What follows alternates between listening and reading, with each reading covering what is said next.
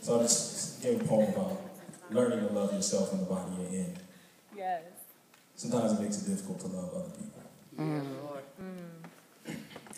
Sometimes I think she was the prototype, or at least she was prototypical, as in before typical was even a type, she was typewriting love letters into my DNA.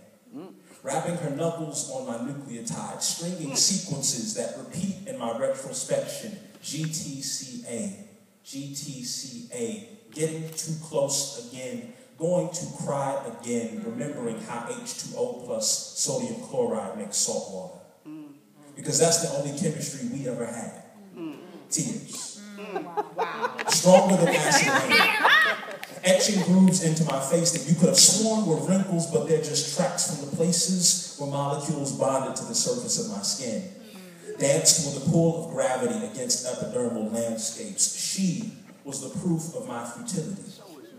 My graphite dreams shattering against her diamond refusals when all along we were the same element. Different structure.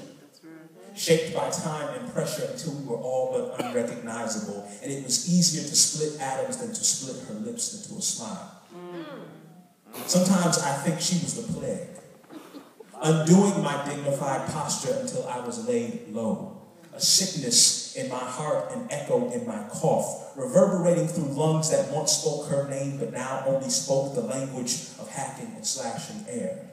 She was in my bloodstream, catapulting through my capillaries, cold sweat on my skin trying to quench the heat of veins burning from trying to contain a love that was meant to circulate more slowly.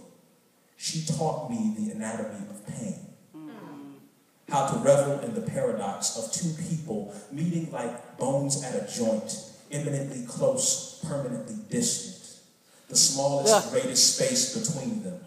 Giving just enough room to articulate movement without ever touching. I just wanted her to risk dislocation. To trust that breaking wasn't always so bad, and even when it hurts to heal, it's better than trying desperately to regain feeling from the numbness we've grown accustomed to.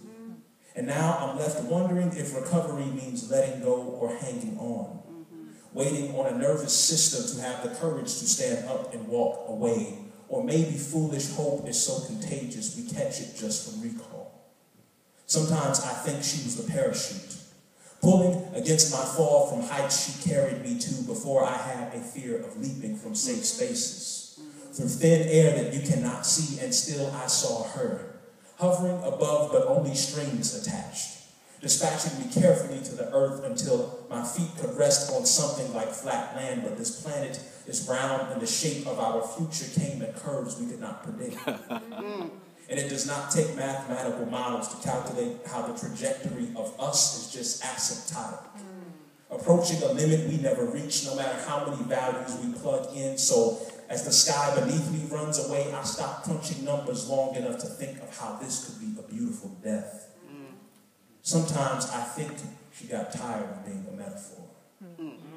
An avatar amongst objects of affection when she was a human being. High definition without pixels to be counted, just stories to be told. And my lips, teeth, tip of the tongue turning air into slings and arrows, aiming for fair prose that was really just fantasy. So forgive me for talking about her instead of to her. Talking around her and through her. Because sometimes I think she would be here if my imagination made room for more than her perfect impossibility.